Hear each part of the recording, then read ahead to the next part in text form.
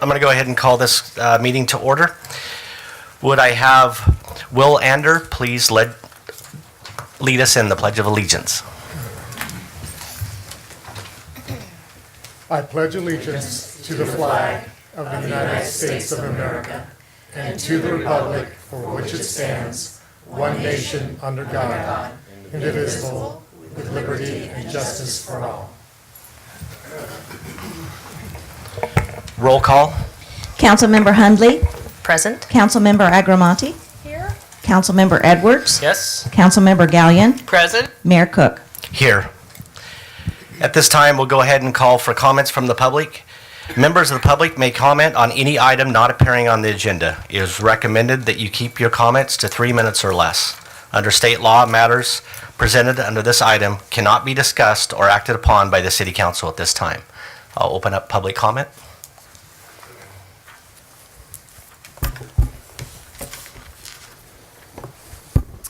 Thank you, Mayor Cook and fellow council members. My name is Ron Wellander, and I'm a resident of Sonoma since 1985. I'm coming to you this evening not necessarily as a citizen, but as a design professional, a landscape architect. And I'm coming with a request for consideration of a minor modification to the submittal process for the design review procedure. Specifically, I am suggesting that we may have put the cart before the horse in the requirements. As it stands currently, when I, as a landscape architect, come before design review with a submittal package, right now it is required that I complete an irrigation drawing, which is really a construction drawing, as well as the irrigation calculations, which are to reflect the design. And that is doing construction drawings before a planting design has even been presented, and more importantly, accepted and approved by the design review board. So in essence, what can happen is, well, let me backtrack. A particular project that I'm working on now is I went ahead and put together a traditional landscape concept, planting concept, which I have done in the past. And having sat on the design review board and shared that for a number of years, I was familiar with the process. I did bring some handouts if you are open to receive them, just to give a better idea of what I'm talking about. Just give those to the city clerk. Okay. In essence,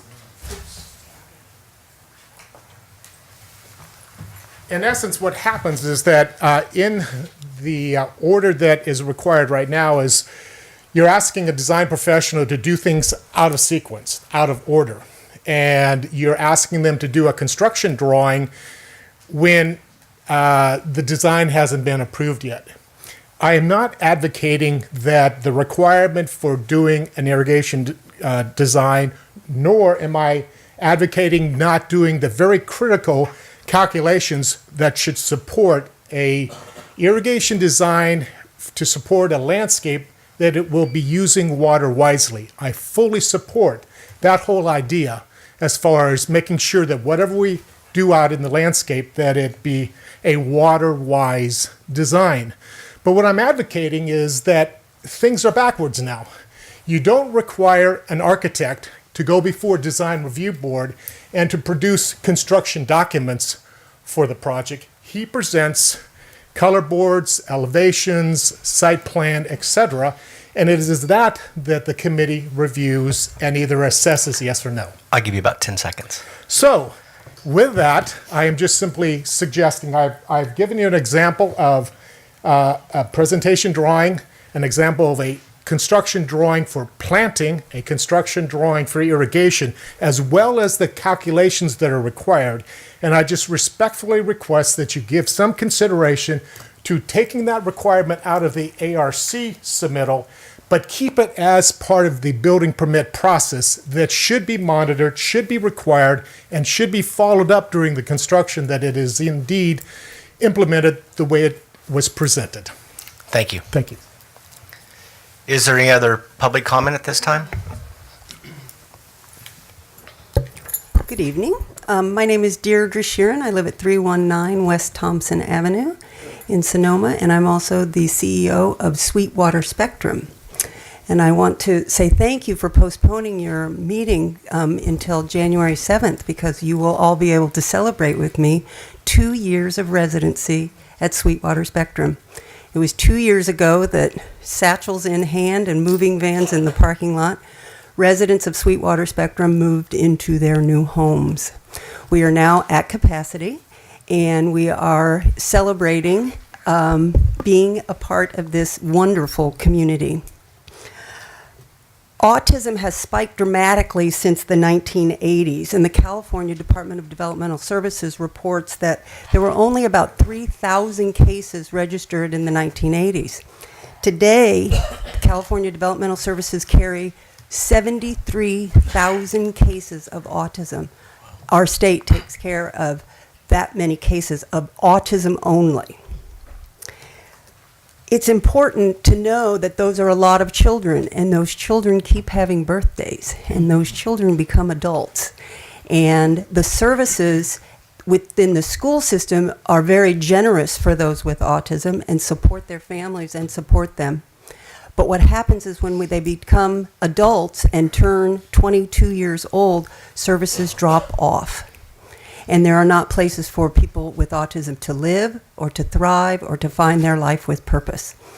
This community has opened their arms to us, and we are your neighbors now. And we feel that neighborhood connection to this city and to the generous community that's here, and our residents are thriving. They are throwing the first pitch at the Stompers game. They are volunteering at the library. They are supporting the Jack London State Park, which you are going to acknowledge tonight. We are a part of the recycle program there, and many, many more stories to tell. Autism is part of our community. I would encourage you to look at North Bay Biz January issue. There is a wonderful spread on ANOVA, which is a program in Santa Rosa that is doing amazing things with people with autism. And we got a nice sidebar on that. I do have a couple extra copies I'll give to Gay. And so we were mentioned kindly in the January edition. And so look us up. Thanks very much. Thank you. Is there any other public comment?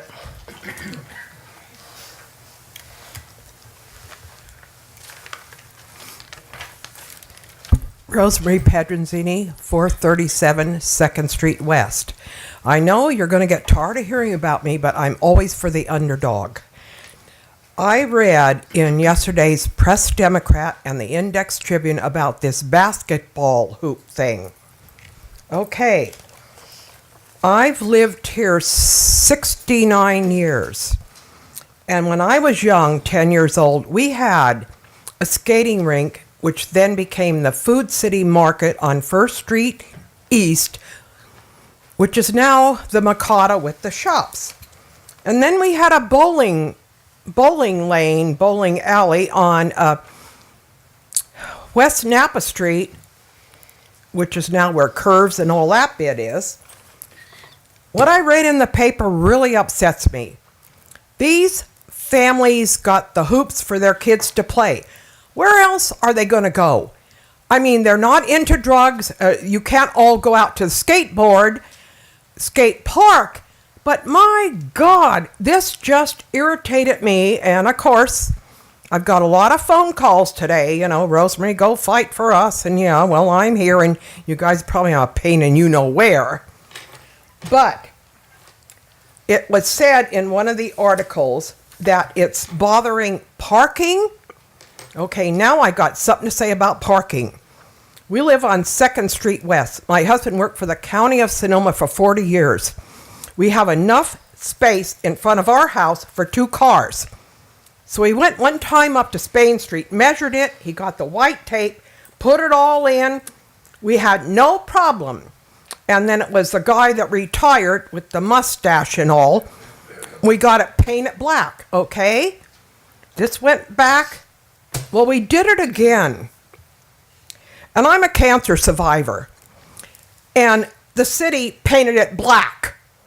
So you get somebody that pull up that don't go right up to the thing, and they'll park, and then somebody parks behind them, and I can't get out of the driveway. I was so irritated last year. I couldn't get out. I didn't know who the car belonged to.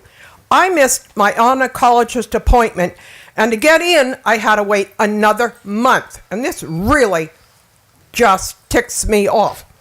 So at last year at one of these city council meetings, I saw Dave, whoever he is. If he's not here, I know he won't, but I talked to him, and Malinka, when I had a problem, I'd go to City Hall, I'd call her, she would help me, God bless her, I miss her. You know what this guy told me out in the lobby that night, was standing room only, and I said, da-da-da, and he goes, you need an environmental impact report. Oh, come on, I wasn't born yesterday. Thank you. Thank you. Is there any other public comment? Lynn? Hi, I'm Lynn Clary. I live on Rosalie Drive. I'm a Sonoma Overlook Trail Steward and a Montini Volunteer Patrol member for over 4 years. A little while ago, I sent an email to the new members of the council inviting you for a tour of the Montini Preserve to introduce you to the preserve, ourselves, and why we think dogs are not appropriate. I would like to thank Mr. Edwards for having attended, and Councilmember Hundley is coming next week, and I hope Councilmember Agramonte will accept. And the two senior members, I've taken you before, but I would like to invite you for my new and improved tour, which is better now that we have trails. And I also like to request that the city install some no dog signs at the entrances. The entrance on 4th Street, the Kissing Gate behind us, and the entrance on Norbaum Road. There are no signs that say no dogs, no bicycles, no horses, etc.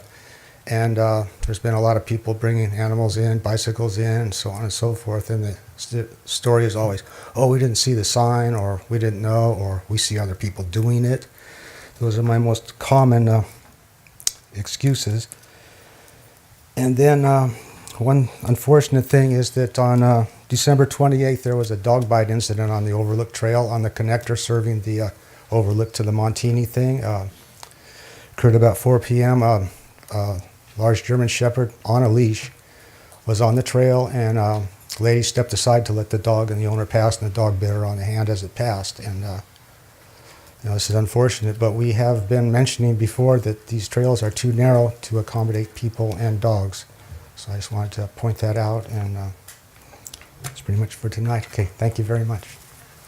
Thank you, Lynn. Is there any other public comment? If not,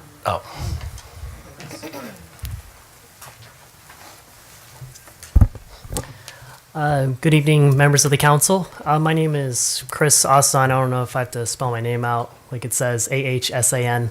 I live at 629 Fano Lane. I came here tonight to urge the council to support the minimum wage ordinance here in Sonoma. I was happy to see the council take this issue up a while back, and I'm also disappointed that the county seems to not be taking this issue seriously.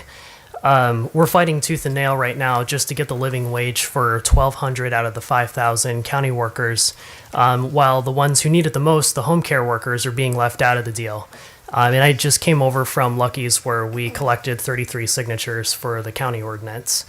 President Obama has said time and again that income inequality is today's defining issue. And of course, this issue is being faced by folks of most backgrounds, but perhaps none more than my own generation. There's an article on Bill Moyers' website that says it pretty well. And I quote, it says, according to Pew, millennials are the first generation in the modern era to have higher levels of student loan debt, poverty and unemployment, and lower levels of wealth and personal income than their two immediate predecessor generations had at this stage of their life cycles. So I'm sad to say that my experience has been that this is very true. And I have many friends who have or are graduating from college and are barely hanging on right now. Many feel hopeless in overcoming the deep, deep level of poverty that they're living in right now. They're stuck with jobs that pay them poorly despite having bachelor's and master's degrees. And some are sleeping on the floors of public buildings because they just cannot afford housing right now. And so they're just left to suffer in silence. And these are the folks that elected officials never hear from.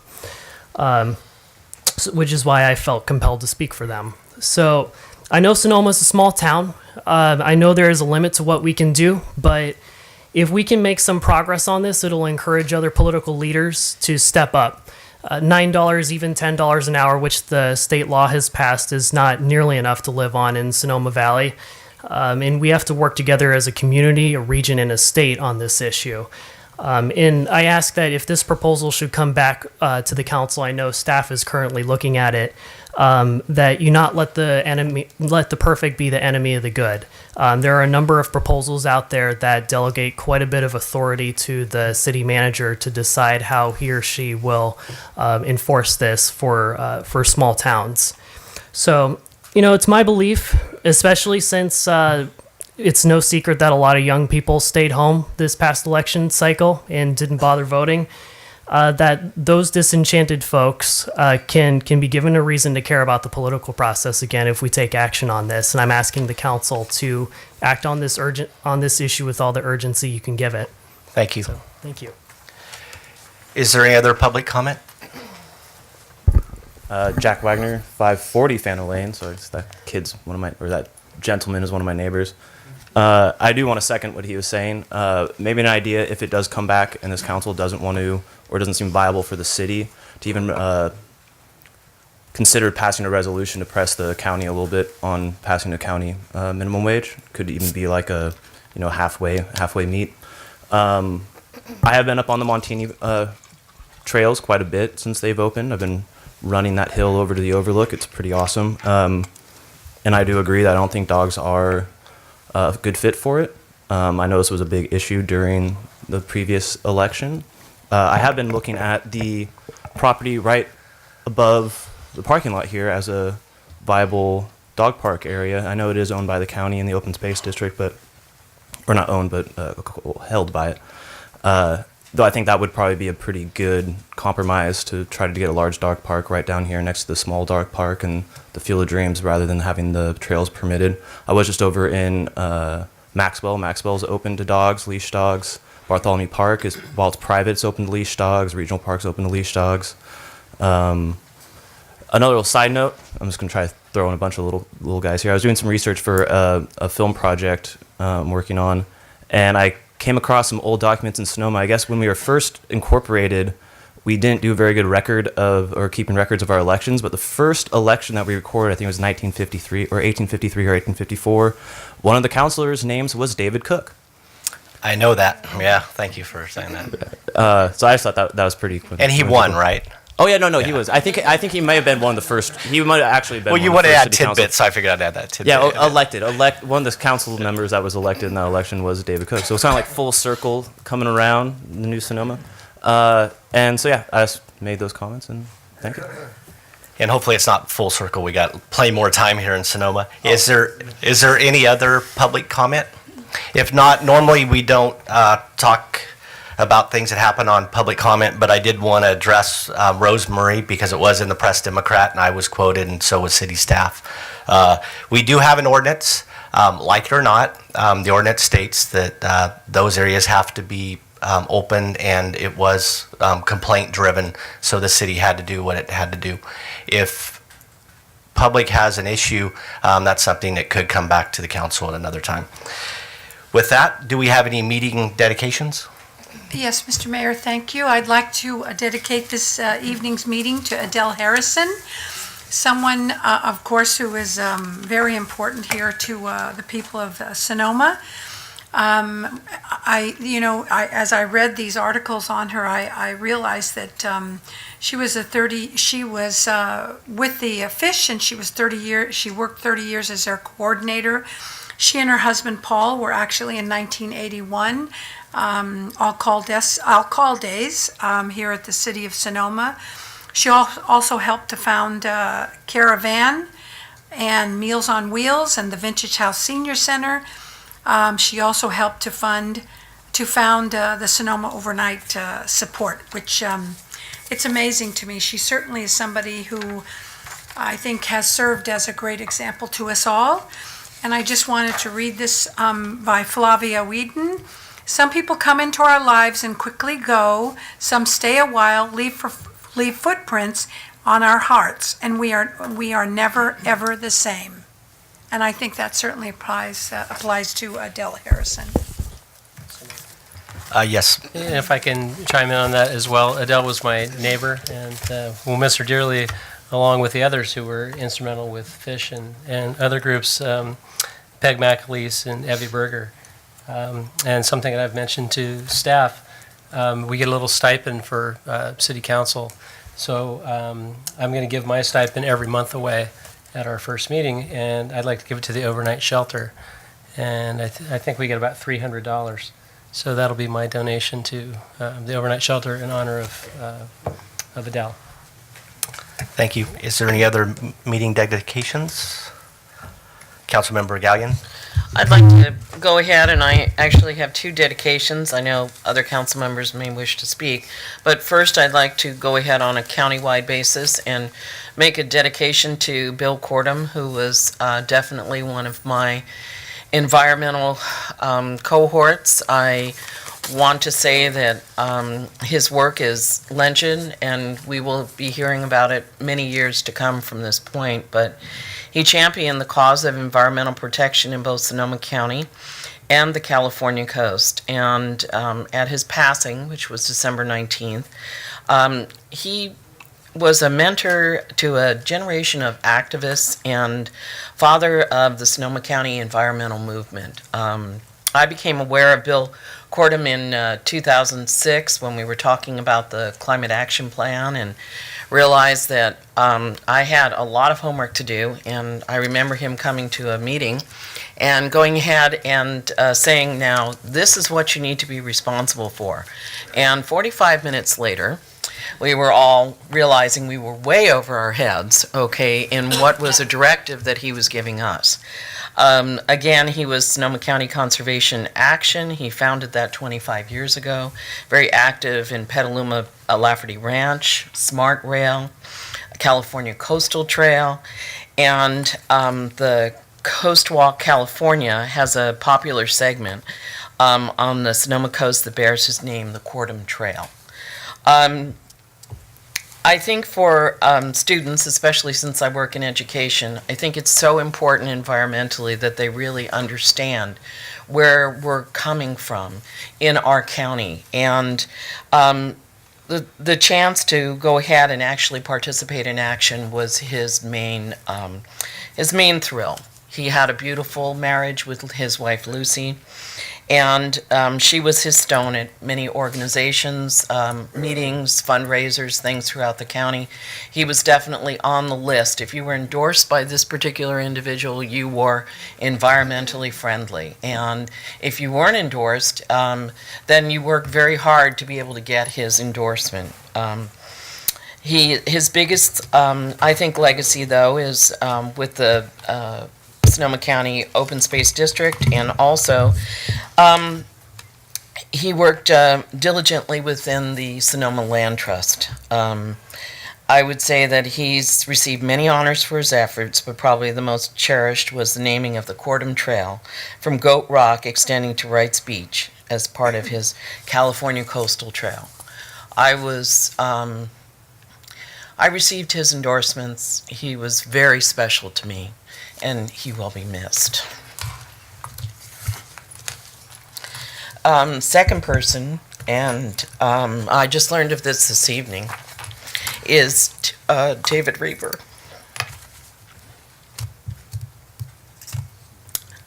I have known his wife, Susan, and him for 20 years. They were very instrumental in a relationship with both me and community. David Reaver, this comes as such a shock to me because I saw him standing at Wreaths Across America in December and commented to Susan how wonderful he looked, knowing the struggles that he's had in the past 2 or 3 years with his health. And I looked at, her son and said what an incredible event he has every particular year. Oh, thank you. Every particular year for the Wreaths Across America. But his work family day out at Shelville Airport, and his cadets that he goes ahead in his squadron for the Civil Air Patrol. Everything is done professionally. He was a wonderful gentleman. I remember when he ran for supervisor. Politically, we were not from both sides of the table, and that was okay. But I remember walking into his wife's office when we went to go ahead and get a mortgage, and I remember my husband saying, "Okay, do I have to give you the firstborn in order to go ahead and refinance my home?" And she was there. We were fast friends from that point. It's been 20 years. I definitely will miss Dave, and I want to keep his family definitely in my heart. It is right and fitting that we should dedicate this meeting, and Ken Brown also asked us to do this as well, so I will do it in his name as well. Okay, to David Reber. And I know Gary, you wanted to talk, so. And I'll quickly add, that David did so much work with the Rotary Club, works with the Veterans Memorial celebration every year, and David, we missed part of that. He was always active in coordinating with all the folks in the flyby and all the good things that happened on that day, and we'll miss him. Thank you. Is there any other meeting dedications? If not, I'm going to go ahead and step off the dais for item 3A, 3B, and 3C. And the first one is recognition of Matthew Tipple for his service on the Design Review and the Planning Commission.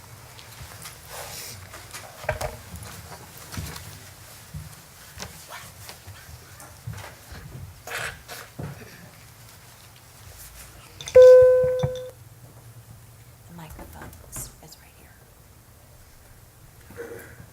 Matthew, is that on? Oh, there it is. Matthew, you want to come up here for a second? As most of you know, we do have commissions here in the city of Sonoma, and it's always nice to have residents and individuals work those. And you were on two of them, and the first one was the Design Review Commission from 2009 to 2011, and we definitely want to thank you for that. And also the Planning Commission, which for those who come to a lot of city council meetings, understand that the Planning Commission is one of those that when there's an appeal, sometimes the city council might overturn all the good work that's happened on the Planning Commission. So I understand it is hard to be on the Planning Commission. But I want to thank you for all your service and everything you've done with the Design Review Commission and the Planning Commission. And we're sorry to see you leave as a city resident. Do you have anything that you would like to say? Sure, I do.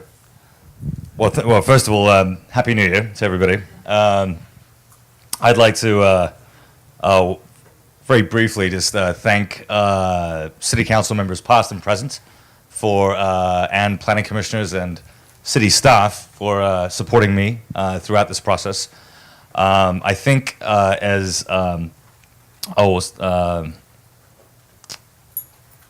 I think it's safe to say that the city of Sonoma has given me a lot more than I've given the city of Sonoma. My wife and I moved here about 11 years ago, and absolutely love it here. While we're just outside of the city limits now, we're very close. Our office is still here, and we fully anticipate to continue to do whatever we can to support this community. And I want to thank you for the opportunity to allow me to serve.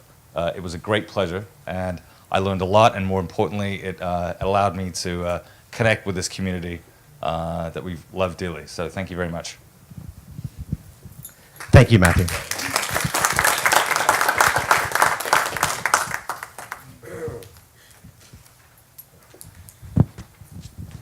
Now, if I could have Amanda Silva please come up from the Human Traffic Awareness and Prevention Month proclamation. Whereas the City of Sonoma Council and the people of Sonoma committed in protecting individual freedoms, eliminating human traffic, and actively oppose all individuals, groups, organizations, and governments and their entities who support, advance, or commit acts of human trafficking.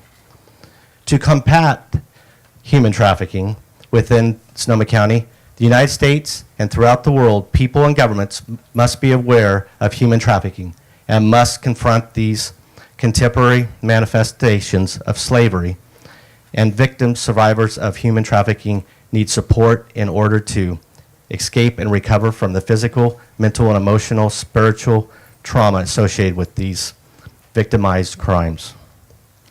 Individuals, public agencies, private organizations, and businesses in Sonoma should join together and work to abolish human trafficking through education and collaboration. And I wanted to thank you for all you do, and please accept this proclamation for Human Prevention Month of January. Thank you. Would you like to say a few words? Please. I want to thank members of the council, past and present. Every time we talk about this, it brings it out of the shadows and it brings it to the forefront, and it reminds us that we have changed as a culture. We have to keep growing, and that part of that is just the fact that we're talking about this issue as trafficking. There was a time when we talked about these victims as prostitutes, and the reality is that these are children, adolescents, teens, and sometimes adults that are being trafficked. A wonderful woman that's also on the Sonoma County Human Trafficking Task Force cannot be here, Catherine Hargett, and she wanted me to make a few comments on her behalf, and if my tablet here will cooperate, I will do that. Namely, she wanted me to recognize the local services in Sonoma that continue to need support and acknowledgement, such as La Luz, the Teen Center, the Boys and Girls Club, the Mentoring Alliance, because these really offer safe harbor and alternatives, and anywhere that youth particularly can go and get role modeling, and again, a safe space to talk. And again, the more we as a community talk about these issues and make it safe, the more that survivors and victims will come forward and know that we're not just going to hear them, but we're going to do something about it. And then ultimately, that we are not going to allow this to happen in our county and our city of Sonoma, and that traffickers are not welcome here, and that we are going to bring them to justice, and we're going to support the survivors.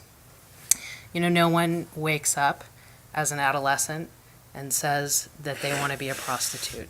This is not a victimless crime, as is said in the proclamation, and I just also want to thank everyone here that shows up and takes this message with you. It's so important. So thank you on behalf of Verity, the Sonoma County Human Trafficking Task Force, and all the members of the community that are survivors. Thank you. Thank you. Yeah, thank you very much for everything that you do. Absolutely.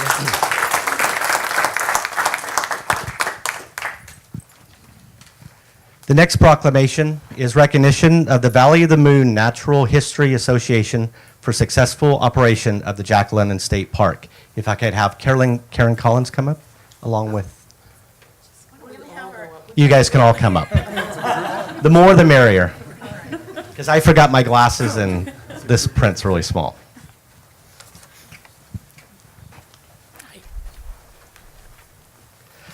A little history. Last year, there was a proclamation given by Mayor Rouse. And we really felt with a new council that it was important to show that the new council and the city of Sonoma continues support for your organization, and wanted to make sure that you were recognized. So a little bit about the Jack London Park is located in Glen Ellen and was founded in 1960 and is on the list of the National Historic Landmarks. The park covers 1,400 acres, which includes over 16 miles of trails, pristine vistas, and historic buildings demonstrating the early 20th century life. Through its 250 volunteers, the association keeps the park open 7 days a week, March through November, increasing the average attendance by 77%. Therefore, I, David Cook, the mayor of Sonoma, City of Sonoma, would like to recognize the Valley of the Moon Natural History Association in keeping and maintaining the valuable historic community resources known as the Jack London State Historic Park. Please accept this, and would you like to speak? Just briefly, my name is Jessica Van Wyk. I'm the executive director of the park, and I want to thank the council for recognizing the efforts that our board members and our volunteers are making to make this park a community resource that's relevant to the needs of our nonprofits, our schools, etc. I'm proud to say that because of this success and the community's interest, we now have over 400 volunteers who are participating in programs to make this park thrive. I want to introduce Chuck Levine. He's the president of our board, and wondered if you wanted to say a few words just very quickly, and then also recognize 3 of our board members here too. Before we do that, Dave Stolmeyer, Catherine Culligan, and Karen Collins. I will keep this very brief because I know you've got a full council meeting. So again, thank you, council members, for recognizing us. I do want to make one correction to the proclamation. We now have 29 miles of trails for people that are interested in the backcountry, whether it's on horseback, bicycle, or hiking. And I encourage any of you who haven't been to the park recently to come to the park. It is one of the most welcoming places in the world. And when you meet staff members, when you meet the volunteers, I think you'll be impressed. I think you'll want to come back again and again. Thank you. Yes. And thank you for all you do. It just by those numbers increasing shows that you guys are doing a great job up there.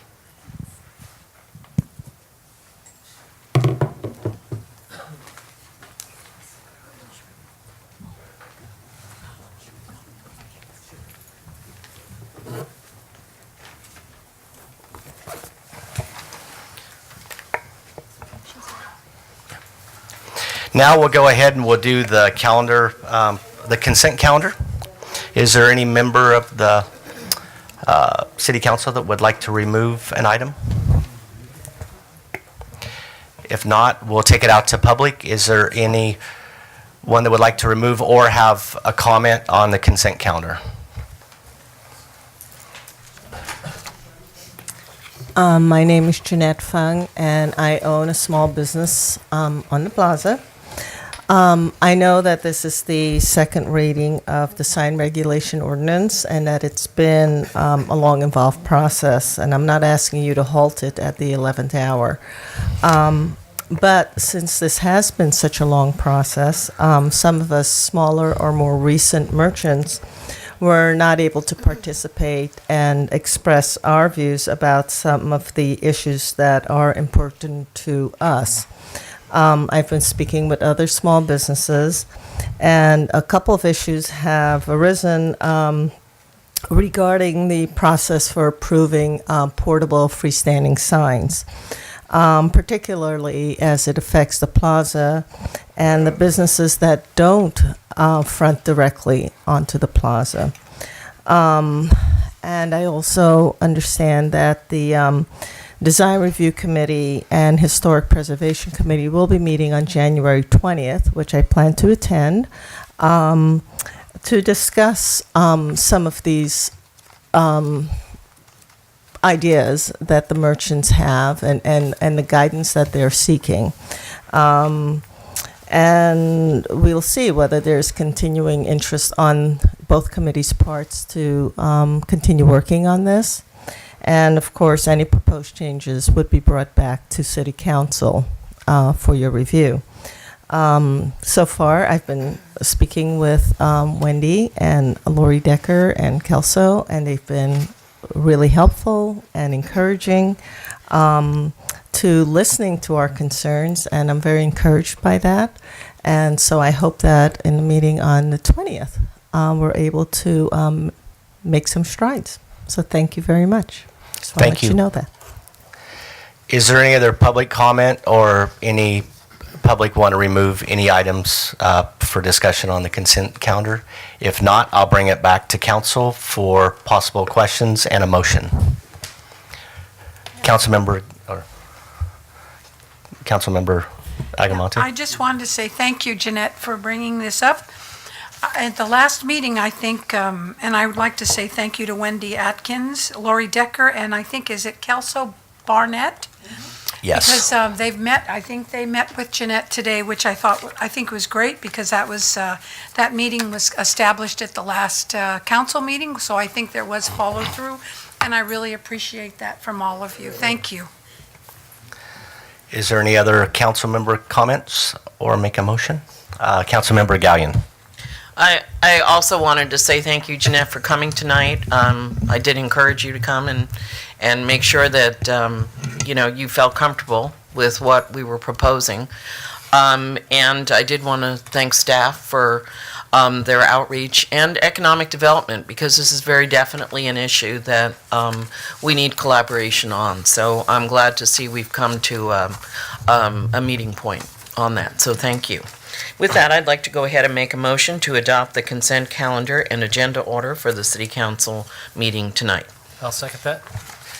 And then I want to let public know that this year I've spoken with the city attorney, and all votes on the city council will be a roll call vote. The roll call vote will be voted or will go in order as roll call was at the beginning of the meeting. So we have a motion and we have a second. So City Clerk, I'd like to call for a roll call vote. Councilmember Hundley. Aye. Councilmember Agramonte. Aye. Councilmember Edwards. Yes. Councilmember Gallion. Yes? Mayor Cook. Aye. With that, what we just did is we went ahead and we approved the consent calendar. And also, I would like to thank our public comment for talking about the item on the consent calendar. And I like to hear that the process is working. And remember that you can always send an email or talk to one of your council members if you have any questions on this or future. With that, now we'll do the consent calendar for the successor agency. City staff? No comment. This is just the minutes, Okay. of the portions of the minutes. Do I have a motion? Oh, I'll take it out to public for any questions on the consent calendar for the successor agency. If not, I'll bring it back to the council. Thank you. Councilmember, Yeah, and I'd like to make a motion to approve this. I was actually at those two first. Those are my first two meetings for the city council, so I'm very excited about that. So I'd like to make a motion to approve the two sets of minutes. Councilmember Gallion. And I will second that. With that, City Clerk, can we call for a roll call? Councilmember Hundley. Aye. Councilmember Agramonte. Aye. Councilmember Edwards. Yes. Councilmember Gallion. Yes? Mayor Cook. Aye. With that, we went ahead and we approved the minutes for the successor agency for December 1st and December 15th. With that, now we're going to go ahead and open up the public hearing, which is item 6A, review and consideration of refuse rate adjustment with the city franchisee Sonoma Garbage Company Incorporated to be effective for the billing period beginning January 5th, 2015. City staff? Yes, thank you, Mayor Cook, members of the City Council. Tonight, the council is conducting a public hearing to consider a proposed rate increase in accordance with the garbage franchise agreement. The city's franchise refuse hauler, Sonoma Garbage, has submitted a rate increase for the 2015 annual period. The proposal is based on the calculation of the Refuse Rate Index, the RRI, to establish the increase in the base rate. The franchise agreement with Sonoma Garbage requires an annual financial review of the financial statement and the calculation of the appropriate rate increase. Back in 2007, the city adopted the methodology to utilize a refuse rate increase, so a formulation of how the increase is to be calculated. The RRI is a price indexing method designed specifically for adjusting collection rates based on the published CPI index that are applicable to the actual costs incurred by the refuse hauler. Based on the RRI calculation, Sonoma Garbage would be approved for a 4.68% total rate increase effective January 1 for the billing period January 1, 2015. This includes the annual increase in the tipping fees that are charged at the central landfill. The impact to the typical residential rate payer, the 32-gallon user, will be 59 cents per month. So I recommend at this time, again, you open the public hearing, take public testimony, have questions for staff. We have representatives of Sonoma Garbage in the audience, John Corrado and Ken Wells, if you have any questions for them. And then close the public hearing and consider the resolution approving the rate increase. Thank you. Thank you, Carol. Do we have council member questions on this item? Council member Hundley? Just wanted to make sure I understood that. I looked at the way that the increases are divided, and it seems the tipping fee is by far the highest, and that's something that's beyond the control of both Sonoma Garbage Company and the city. That is correct. That tipping fee rate is set by the county and is based on the landfill rate. So that is it's basically a pass-through fee. So, thank you. Is there any other council member questions? If not, at this point, I'm going to go ahead and open up the public hearing and for public comment.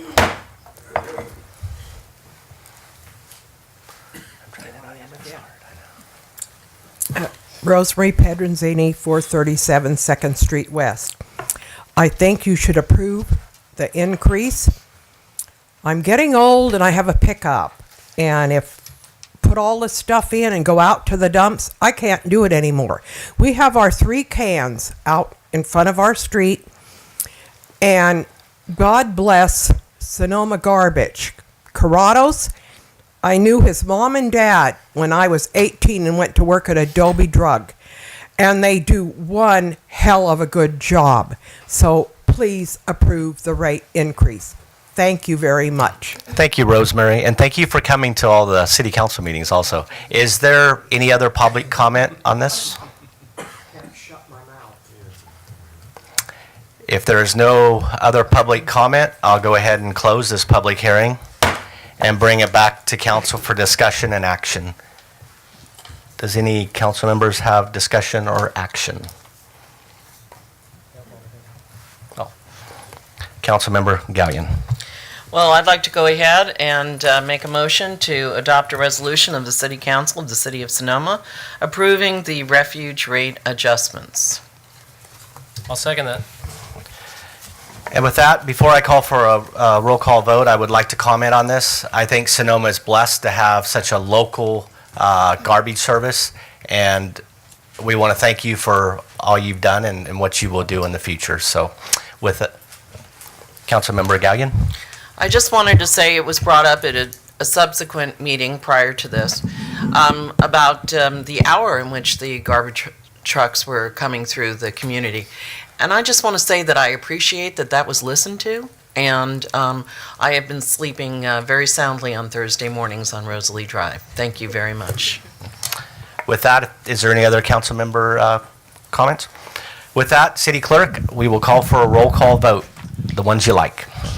Councilmember Hundley? Aye. Councilmember Agramati? Aye. Councilmember Edwards? Yes. Councilmember Gallion? Aye. Mayor Cook? Aye. Now, we're going to go on to regular calendar. Item 7, discussion, consideration, and possible action to adopt a resolution joining the Sonoma County PACE Property Assessed Clean Energy Financing Marketplace, and 2, making the finding that participation is not a project under the California Environmental Quality Act. City staff, city manager. Yes. Thank you, Mayor Cook, members of the City Council. The action before the council tonight is to take the steps necessary to allow participation of property owners within the city limits to participate in the Sonoma County Property Assessed Clean Energy Programs, also known as PACE. The city is the conduit through which these programs become effective.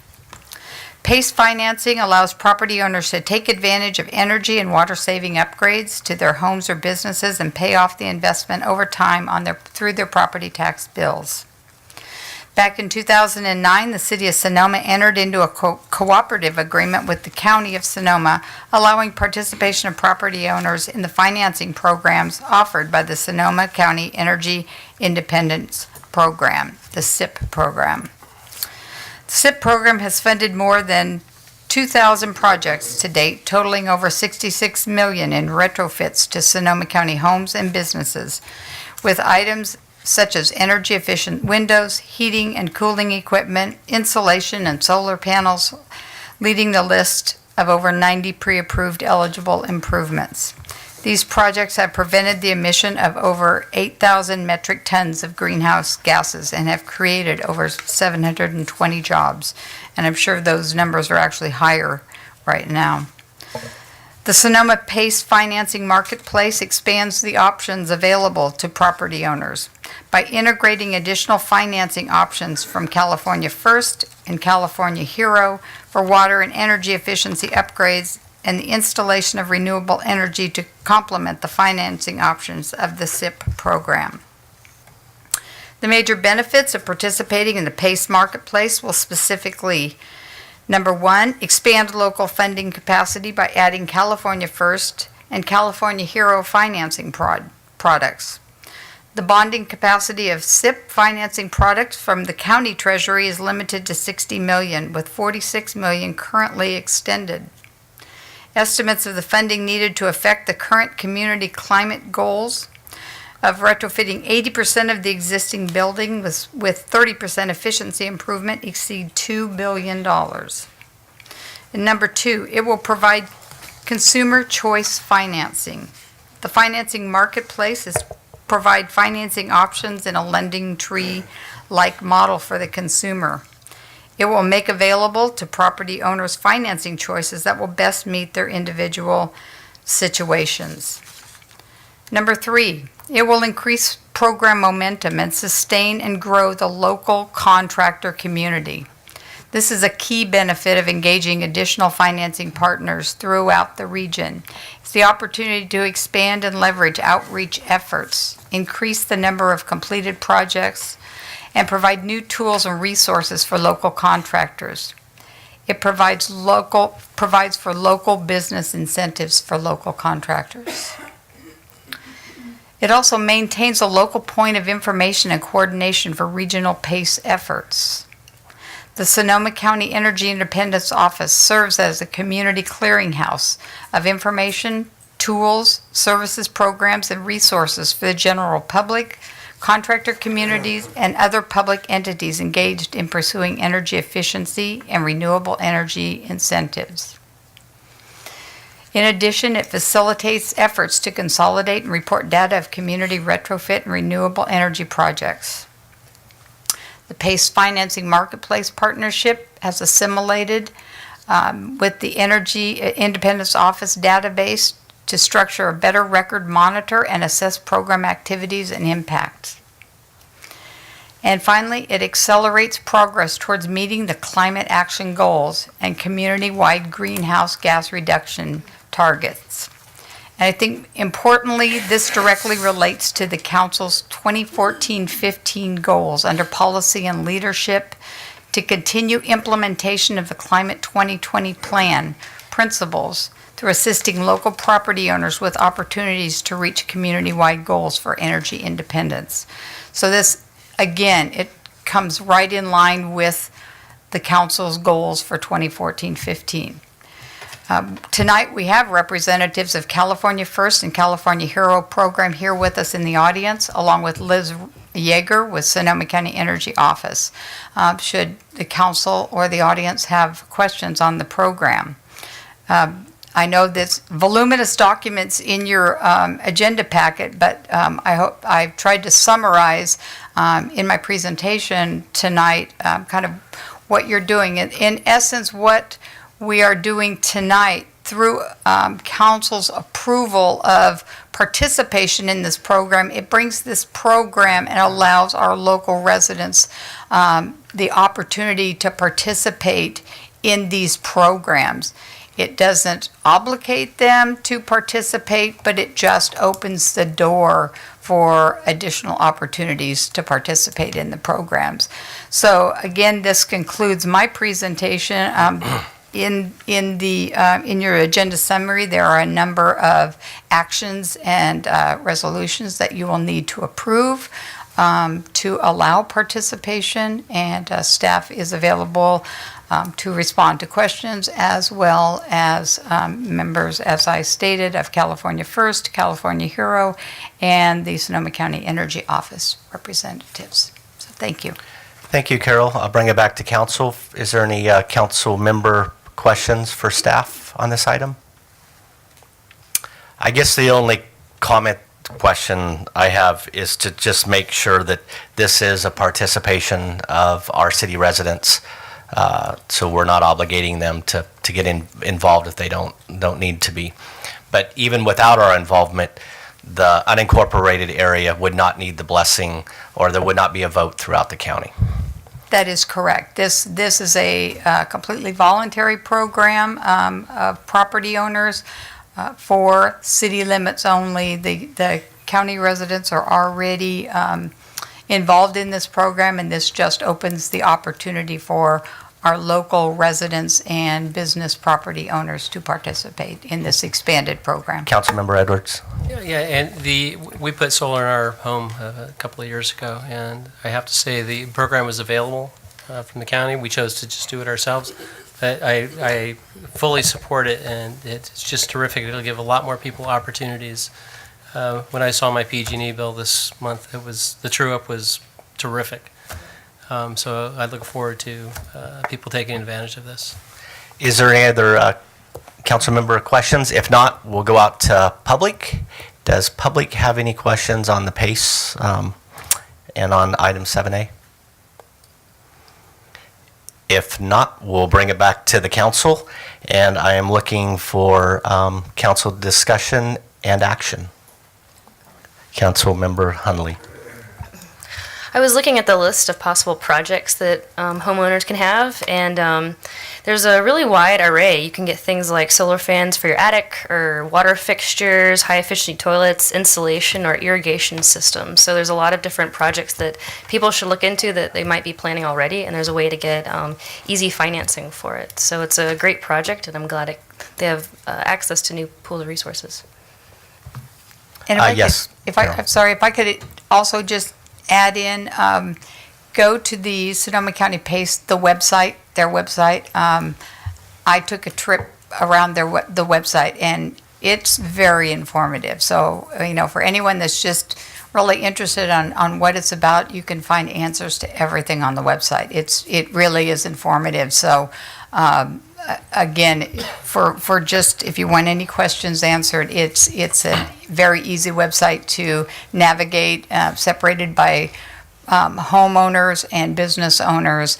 And I just encourage anybody that's really interested in just seeing if it's something they might want to do, go to the website, because it's really interesting and informative, and you learn a lot. Thank you, Mrs. Giovanato. Councilmember Gallion. That's Mayor Pro Tem Gallion. Mayor Pro Tem Gallion. I'll accept anything when my mayor talks to me. I just wanted to say, I think one of the most, to the newer members of the council, one of the brightest moments I felt was April 1st, 2009, when the city of Sonoma was the first to go ahead and establish the Regional Climate Protection Authority. I was here, I was able to make that motion, and I was gladly and have never looked back since. This has been probably one of the most incredible authorities to work for, and I certainly have been proud to be a director since that time. As we came together and we did the Skype program, Sonoma County Energy Independence Program, in the very beginning, many stages. Liz, you've been there through the entire campaign. I just want to say thank you very much for your dedication. You are probably the backbone of this particular effort, and I want to congratulate you and your staff for what you have produced. This is so vital and so important to a homeowner, especially someone who doesn't have the means in which to go ahead and actually do improvements. Improvements that we talked about, Councilmember Headley went ahead and mentioned a few, but in the beginning, this was so new to have the ability of being able to put these fees over a certain up to 20-year process on your property taxes. This is unheard of. This was a way that people could actually go forward and do improvements. And not only that, at that particular time and through some of the programs, not all of them as I understand it in the future, the financing would continue and stay with the home itself. It just depends on the entity through which you are financing. So I just wanted to say that this is a relief for some people who do not have the cash or cannot take the cash out of the equity of their home, that this is an additional resource for them to be able to do it. I think that, Carol, in your summary, you were great in the respect that I think the focus, one of the hardest things that the agency has had to do is to go ahead and build that momentum behind it. There was always something that was being left out in certain areas. And in those communities that people can self-finance for whatever the improvements were, that was fine. But the other thing is that I can't tell you how many times I have gone to meetings where people do not understand that their landscaping could be financed by this program. That they're talking about, water heaters, or they're talking about doing something with solar thermal for their properties. And these improvements actually make us on the county be number one. We are legendary. We just received a further acclamation and another award for the work within the agency itself on the environmental progress. And this was an award that came on a national level to the authority. We, as members of Sonoma County, and most especially as the city of Sonoma, should be very proud of the heritage that we have born here and which we continue. So with our climate goals of 2020, with what we have to meet, with building new jobs, with new businesses that are yet to come, this is a program that is rich with opportunities, and I am very thrilled to be able to support and to now go through one of the motions, here, to make the finding that participation in the PACE financing marketplace, including the adoption of the implementing resolutions and approval of the amendment described below, and by that it's the amended and restated agreement of the California Statewide Communities Development Authority, Joint Powers Authority, and the, I hope I'm doing this all right, adopt the resolution allowing city property owners to participate in the California Hero PACE program, including our exhibit of the Western Riverside Council Government's Joint Power Agreement, that, I think I'm going back, is not a project under the California Environmental Quality Act because the PACE program and the implementing resolutions do not involve any commitment to a specific project which may result in a potentially significant physical impact on the environment as contemplated by Title 14 California Code of Regulations, section, and I'll go ahead and repeat this, 15378B4. That was a long motion. I'll second it really quickly. And with city attorney, we can do all these at the same motion. I think so. Thank you. With that, if there's not any other council member comments, I will ask the city clerk for a roll call vote. Councilmember Hundley. Aye. Councilmember Agramonte. Aye. Councilmember Edwards. Yes. Councilmember Gallion. Aye. Mayor Cook. Aye. And with that, we have a 5-0 vote. Did we address all three of the actions listed at the bottom of the staff report? Yes. I have four, rather. We did 1, 2, 3, and 4. Okay, you did. All right. Yes. Thank you. And that's why I was just curious if Yes, we could do thank those all. Okay. So what we did with that is we actually approved all 4 of those motions on PACE. And I do want to say that that's a nice program, and for them to be able to come back needing more money, knowing that it's a good thing. So I want to thank you for that. And before I move to the next item, on the consent calendar, I do just want to recognize 2 people in the audience. We did approve ratification or reappointment for Robert Felder from the Planning Commission. I want to thank you for your service and your continued service. And also we have Alice Lydell in the for the Community Services and Environment Commission. And I just wanted to make sure that I said thank you while you guys were still here, because when I was talking about Matthew Tipple, we do appreciate all of the work that you and the commissions do for our city. With that, I'll go ahead and open up 7B. Discussion, consideration, and possible action to approve the sublease of the Field of Dreams for the B.R. Cohen Fall Festival charity fundraiser. City Manager? Yes, thank you, Mayor Cook. Members of the City Council. Back in early October, the city was approached, myself actually was approached by B.R. Cohen Fall Music Charity Fundraiser representatives to discuss the feasibility of moving their Fall Music Festival into Sonoma and holding what they termed a uniquely Sonoma music festival on the Field of Dreams. It was clear that their main focus was to bring specific benefit to the local economy and local charities, and in particular the veterans organizations. B.R. Cohen has a wealth of experience in festival organization, but his desire was to do it right for the city. In that vein, city staff members met early on with Mr. Cohen and his event staff to discuss the proposed Sonoma Music Festival and the specific regulations related to their proposal, and other recommendations related to noise, traffic, circulation, and parking. The festival is proposed for the first weekend of October 2015.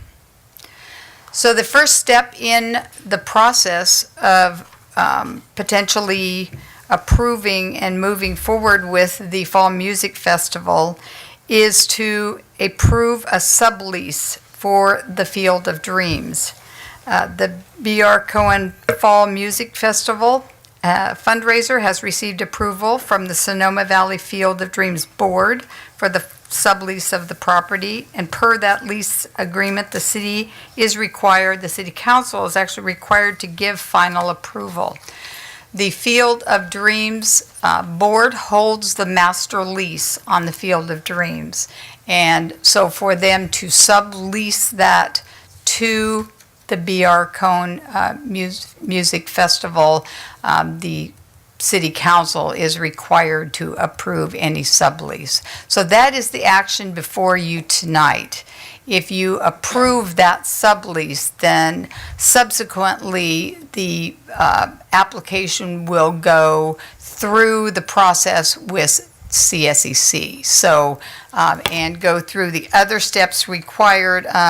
Some of that is set out in the rest of the staff report, but those happen subsequently to the CSEC process. Tonight, you are only dealing with whether you would approve the sublease as already approved by the Field of Dreams Board. Mr. Cohen and his event staff are here in the audience if you have any questions. Thank you. Thank you, Mrs. Giovanato. With that, I'll bring it back to the council for any questions. Councilmember Agarmati. Mrs. is fine. That's fine. I would just like to say thank you so much. I met with Carol this afternoon because I got a little nervous. I thought, this was the decision that had to be made, to say yes or no.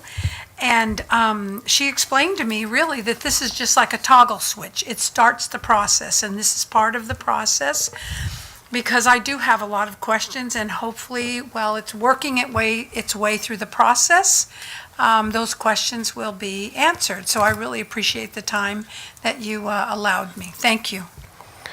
Okay, if there's not any other, Councilmember Hundley, do you have a question?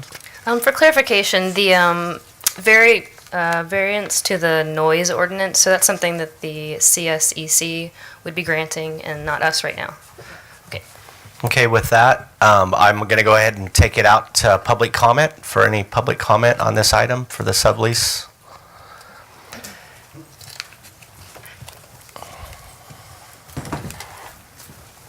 You can take your time, don't run. My shoes are too big. Fred Allbach, 19550 A Street East. At the beginning of the process, I just recalled that there was some substantial community sentiment against the Jazz Fest that was possibly a similar type of event. So as this process unfolds, I would encourage the council to review what those issues were that the public had with the Jazz Fest as this goes forward, so that this doesn't just recapitulate that whole thing about the Jazz Fest. Thank you, Fred. Is there any other public comment on this item? Rosemary? This will be your third time tonight. I don't have to give you my name, you know it. I really think you should approve this. My son-in-law, Rob Sampson, drives some of the famous people that go to Cohen's Winery. I have never been to the event there. They have had charter school graduations, which my daughter's neighbors go, and I go. And they raise a lot of money, and they donate to like the vets and everything else. I'm losing my train of thought. It's past my bedtime. God help me, a senior moment. I'm sorry. I'm blank. Thank you. Thank you, Rosemary. Is there any other public comment on this item? Jack Wagner, Fano Lane. I like this idea a lot. I love music. I think speaking to what Fred was saying, I never went to one of the jazz festivals. I think from what I heard at the time, it was one of the bigger issues was the accessibility to it. It was quite expensive for a lot of people. So I think if that's addressed, and then obviously noise issues, taking care of the lawn. It reminds me a lot of the Stompers decision we made last year, or that the council made last year, where it's a great idea. We really like it. Just as long as we vet all those issues, I think it will be a great fit. Thank you, Jack. Is there any other public comment on this item? If not, we'll bring it back to council for discussion and action. Council member? Well, unless there are any other questions, and now that our city manager has allayed my fears, I certainly would like to make a motion to approve this and move forward. I'll second it. With that, do we, Councilmember Gallion, you have a question or comment? No, I just wanted to make a comment that in the past I have attended this festival at BR Cone. I am very thrilled with the action with which and the dispersing of the funds that have gone to a lot of the charities. I have talked to many of the people who are recipients. I feel that this is a well-run event. As mayor, I actually presented on the 25th anniversary of this event, a recognition for what it had done for our community here in the valley. So I just wanted to say that I go ahead and go forward with this as a new and innovative idea. I love the fact that this is in the month of October here in Sonoma, because it would be a final crowning jewel to what is a season here that is so special in the city of Sonoma. So I look forward to your progress and success in this event and wish you the best. Is there any other council member comments? If not, I too look forward to the process, and thank you for all you do for our valley. With that, City Clerk will call for a roll call. Councilmember Hundley. Aye. Councilmember Agramonte. Aye. Councilmember Edwards. Yes. Councilmember Gallion. Aye. Mayor Cook. Aye. Well, with that, on council request, we are going to go ahead and take a 5-minute recess.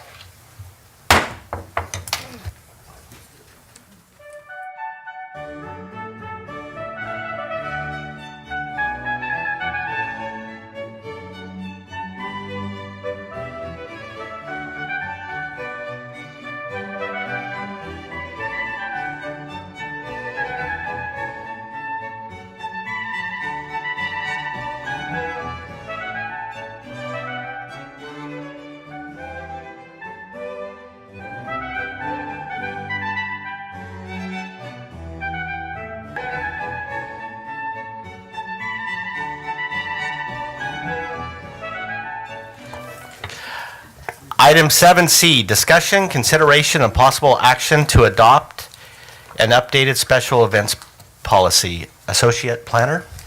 Thank you, Mayor Cook and members of the council, City Council. The city's special event policy, which was last updated in 2007, provides rules and processes utilized by staff and the Community Services and Environment Commission in relation to special events.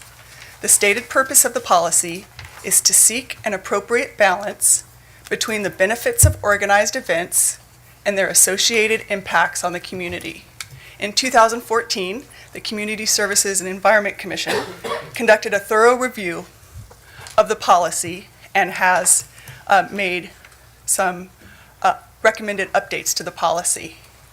In October of last year, the City Council considered the updates to the policy, and ultimately the motion to approve the updates failed and was sent back to the Community Services and Environment Commission for further revisions.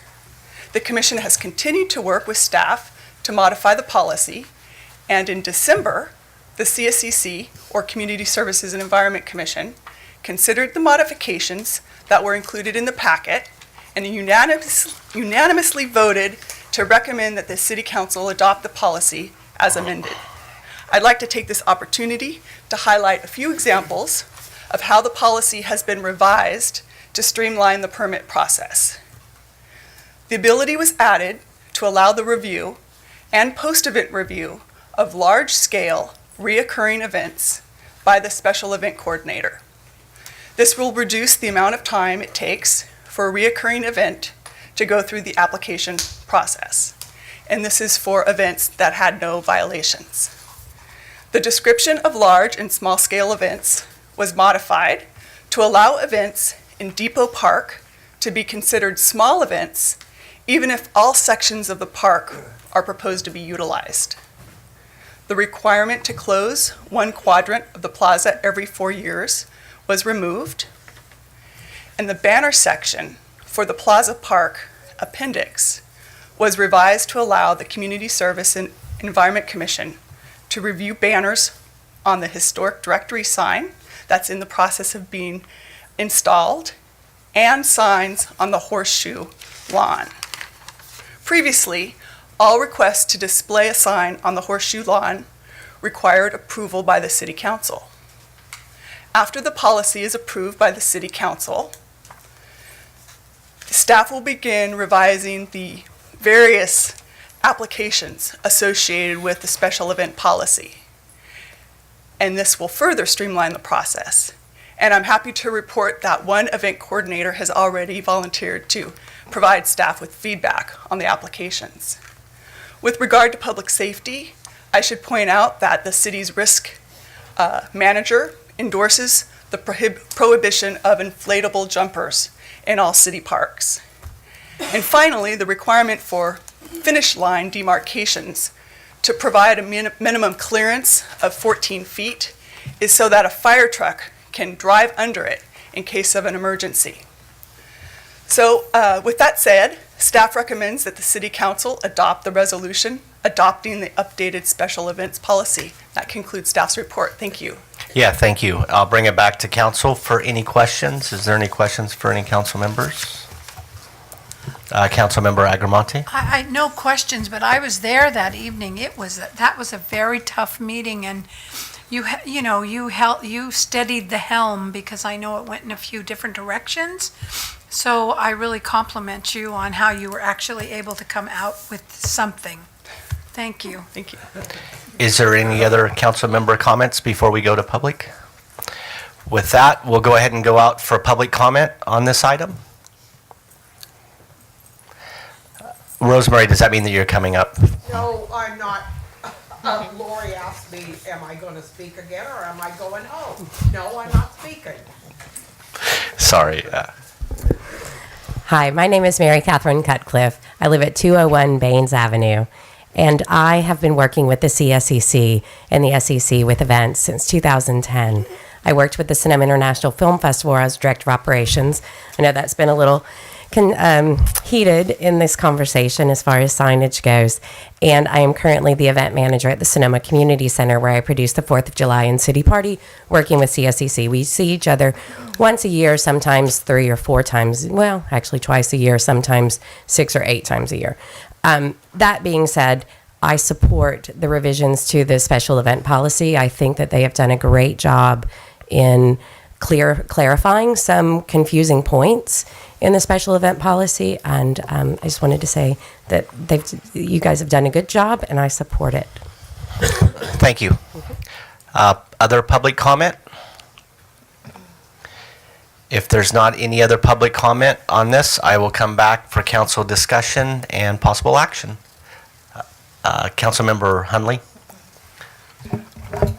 I certainly appreciate what a process this has been. I've been to, when the council voted on the 2 previous times, I was at those meetings.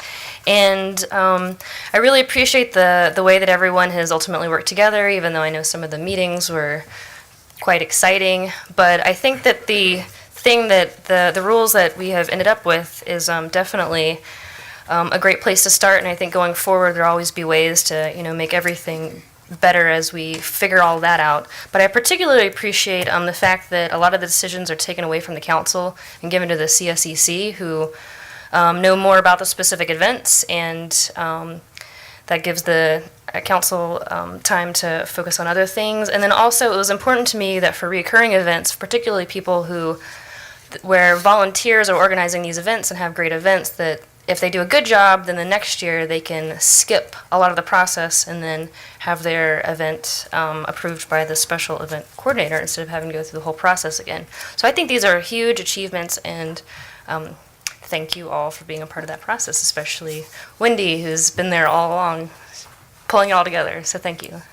Councilmember Gallion? I basically wanted to go ahead and congratulate the CSEC and Wendy for their work in taking this back. I too was at the meeting of the public and this particular policy before the public, and after 3 hours of conversation, I was finding it hard to even keep my scorecard together. But I did hear one thing, and that was that there were certain areas that needed to be reworked, and I was glad that we have the integrity of our particular committee to go back and actually listen to what the public has said. And believe me, council members were also listening to those comments as well, because we definitely had our hands full with reports back to us. But it was great with the integrity with which sometimes it took a very, not argumentative, but I would say a heated opinion, and they were able to go back and construct that again into something that would be a workable policy, something that would satisfy both the committee itself, which were the guardians of the particular plaza and Depot Park that they were calling this policy majorly about, and comments concerning that, and the fact that they have the diligence and have spent the time to listen to those words and to make it into an acceptable policy, that now we have a wonderful supportive comment about the particular policy and no negatives to date that I have at least received. So I look forward to going ahead and making a motion to adopt the special events policy, but in doing so, I also feel that if other things come and present themselves, that we will have a willing community come back and they will be willing to discuss anything that we need to review. Before you make your motion. Yeah, Councilmember Edwards. So one of the things that I met with Carol today, and just one of the things that I want to see in all events that happen in Sonoma, is that we all keep in mind security and public safety in every aspect. In some meetings with the chief in the last few months, we've discussed some of the issues that come up, and I just want us to always be aware of public safety issues and make sure we don't grow some of these events so big that we bring issues on ourselves. So, Most definitely. thank you. And do we have a second on Lori's motion? I'll second it. And I would also like to thank the CSEC. The process does work, and we were talking about commissions earlier, and I just want public to know that I've always said, being a city council member, Mayor Pro Tem being the mayor here, we get all the limelight. We get letters to the editor also, but the commissioners are the ones who are out there really getting the teeth dug into it. And I know as a city council member and as the mayor, I appreciate it because you guys are right there with city staff. And I just want to make sure that the CSEC knows that I am happy that when the city council brought it back to you, that you were able to, come back and work things. So So I will be also supporting this. So with that, if there's not any other city or any other council member comments, I will ask the city clerk to call for a roll call vote. Councilmember Hundley. Aye. Councilmember Agramonte. Aye. Councilmember Edwards. Yes. Councilmember Gallion. Aye. Mayor Cook. Aye. And with that, we actually 5-0 vote for the updated special events policy. And with that, we will go to item number 9, which is council members' reports and comments.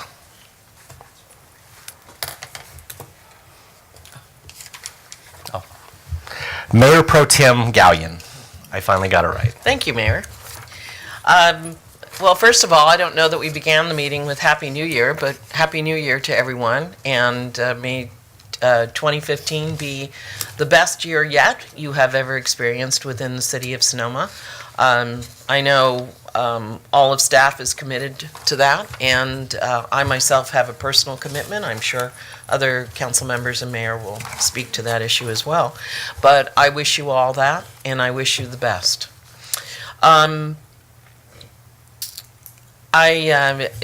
only thing I really have to report on was the Blessing of the Olives on Saturday, which was the kickoff of our Olive Festival season. And I carry my blessed olive leaf in my car to go ahead and make sure that I can safely navigate for as long as it's alive and beyond that. But I wanted to also say that I was particularly sorry when I got home. I worked most of today and got home just around 5:15, and I was very sad to hear what's happening in France. And for me, the fact that we have people who practice what we take so much for granted, which is the right of free speech, that they were slain for taking their artistic comment. These are 12 of the cartoonists for,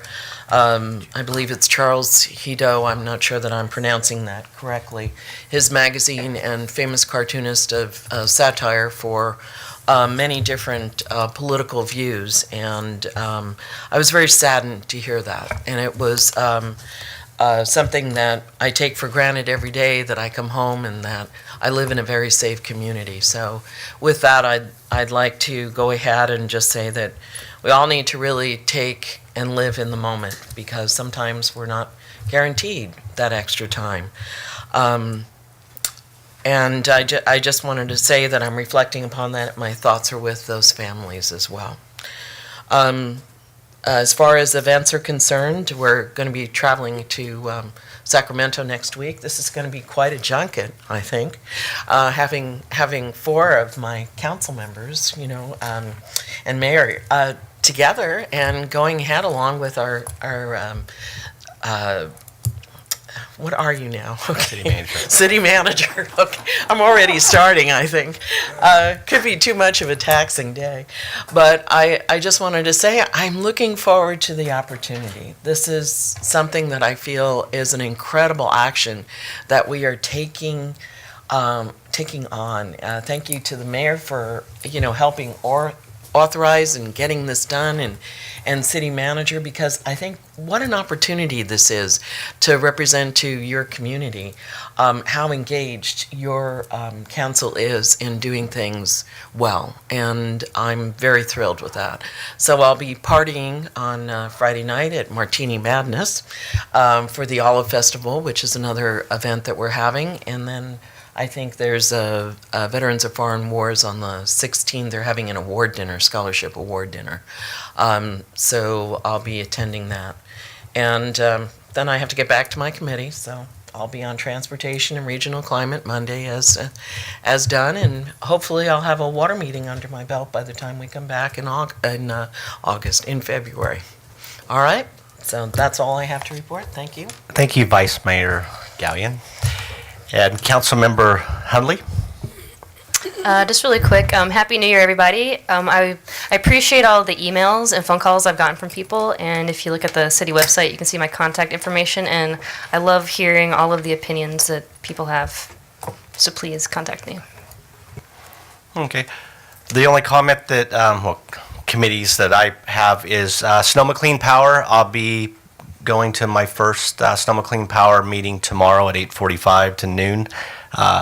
I talked to Steve Barbos today. He's doing well, and he did a great job, so I just wanted to call out his name for doing such a great job. I am going to miss the Sonoma Valley Library Advisory Committee meeting tomorrow due to a conflict with some city business, but Rachel will be going in my place. And I do want to announce that our next meeting will be on February 2nd. We actually canceled the last meeting in January due to not a lot being on the agenda. Plus, as Mayor Pro Tem Gallion was speaking, we are all going to Sacramento to the mayor's and council members' training camp. Yeah.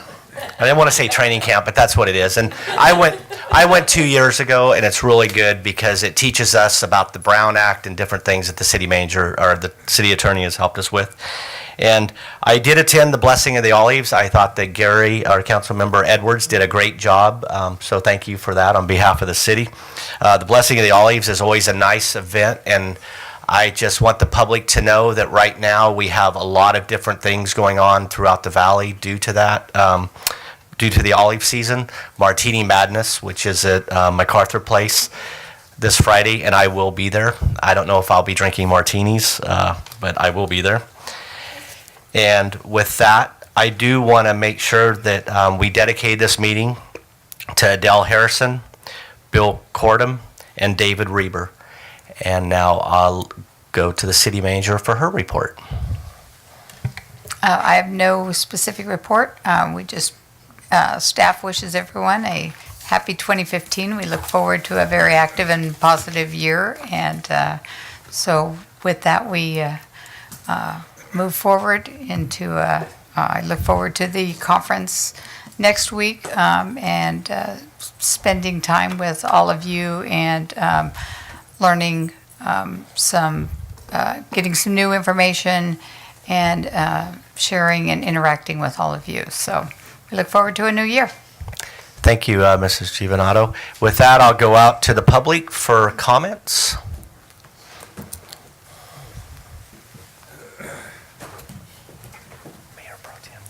Fred Allbach. I'm trying to catch up with Rosemary, but I think I only have one comment left for tonight. I'd like to say something about city signage. And I know that the city is very particular about the types of signs that are on the plaza. And I noticed that the new signs on the Montini Trail are very well done. And I thought that, I agree with Lynn that there should be a couple extra at some of the other access points. But what I'd like to make a comment about is the signs that are in the cemetery, the mountain cemetery, that came as a result of the vandalism incident about a year ago. Those signs are really dog-eared looking. They're ugly. They're laminated on plastic. One of them has got wet, and there's nothing on the sign at all up by the Toyon Trailhead. And they're on city little horses there, and it just seems to me to be incredibly unprofessional compared to the way the other signs are, particularly the Montini signs and on the plaza. So what I would like to see is to have those signs replaced with ones that are similar to the ones that are on the Montini Trail. David Goodison had those signs done lickety-split, and they look great. And I don't see why the cemetery sign saying that it will be closed at 4:30 can't look like that, and get off those sawhorses and at least get one up there that's not completely evaporated by water so you can't even read it. So that's my comment on the cemetery signs. Thank you, Fred. Is there any other public comment?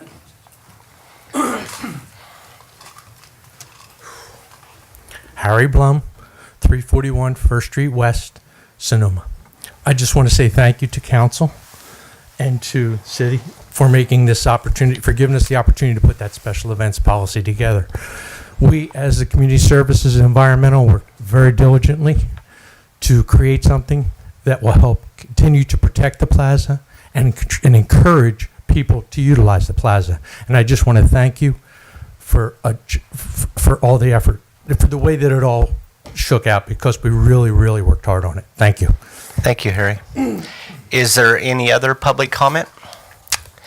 If not, on behalf of my colleagues and city staff, we will go ahead and adjourn this meeting.